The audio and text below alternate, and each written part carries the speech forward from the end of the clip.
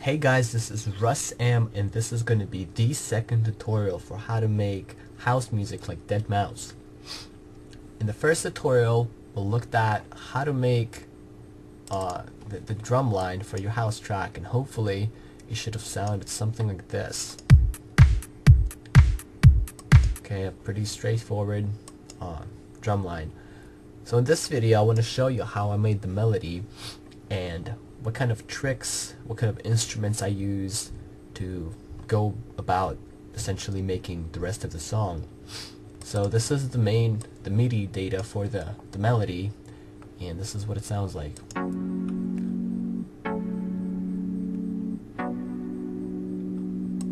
Okay, so one thing to mention is the plugin that was used to make this melody. If you haven't heard of this, the VST, it's called Z3T8, and I definitely encourage you to go and check it out. It's a very common plugin that's used a lot in house music and electronic music in general, and I'm pretty sure DEADMAU5 uses it a lot, if you can listen to how it sounds.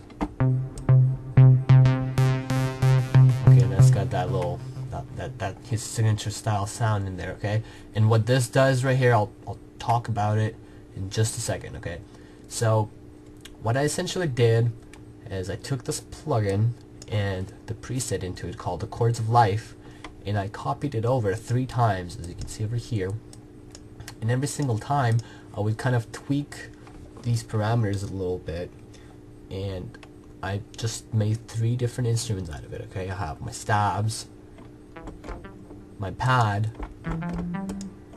and the sub. Okay, and all together it sounds like this. Okay, pad, the sub, and the stabs.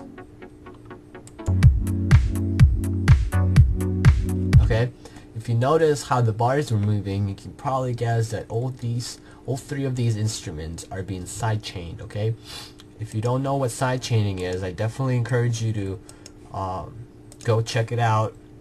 I don't think I will go over sidechaining and how it's done in this video, because it's not what it's about, but I definitely encourage you to do so if you don't know about it. Okay, so that's essentially it for the instruments. I just have these 3 instruments playing throughout the song, and my stabs get an octave, as you can see the pattern right here, halfway, which is essentially the same exact thing, just 1 octave higher. Okay, and I just play that with the rest of the track. There's another instrument that kind of kicks in over here.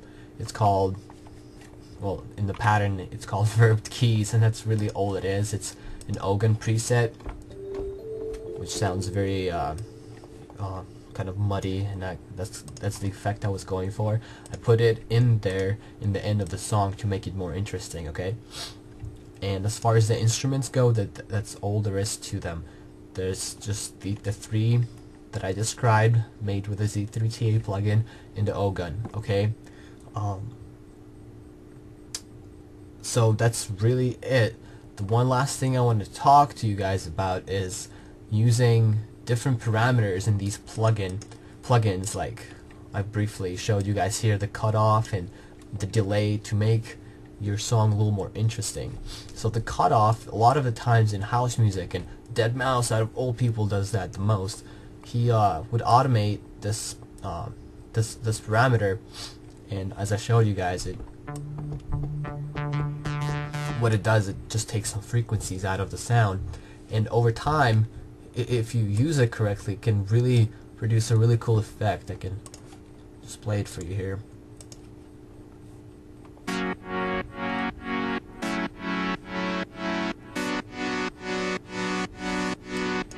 Okay, so very useful when you're building up your track into maybe another part, or you want to like introduce something new, or you just want to spice it up a little bit. Like, very useful technique, and I used this twice in the song. Okay, and once again, all there is to it is just automating this parameter and kind of, increasing it with time, and that's what I was doing over there.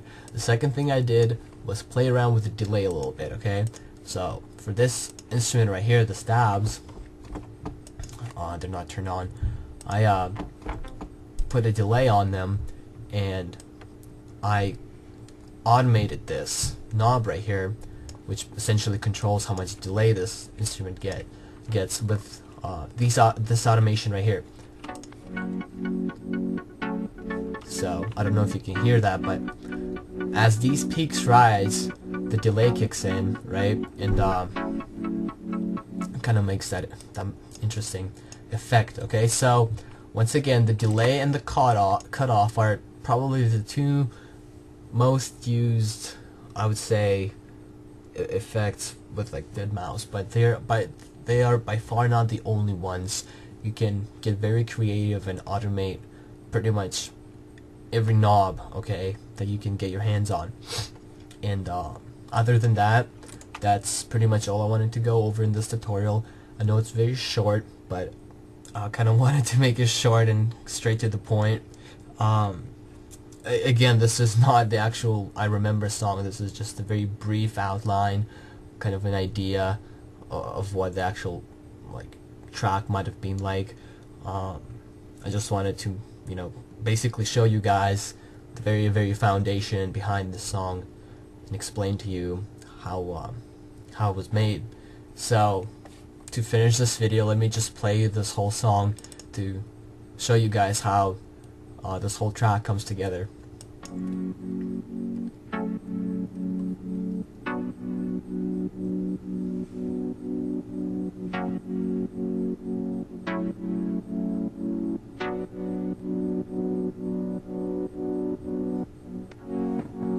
Oh shoot, this wasn't turned on, sorry.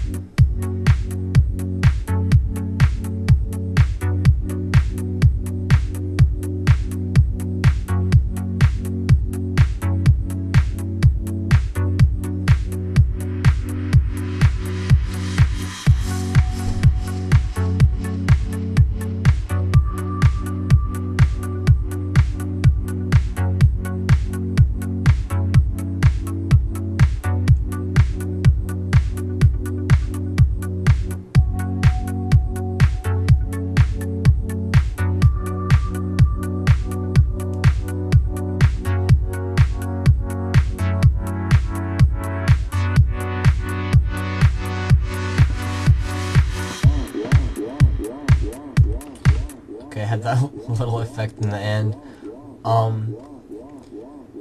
Yeah, that's pretty much all there is to the song. If you enjoyed these tutorials, please check out my channel and subscribe. I will definitely make more videos later. And yeah, I hope you learned something new, and peace out.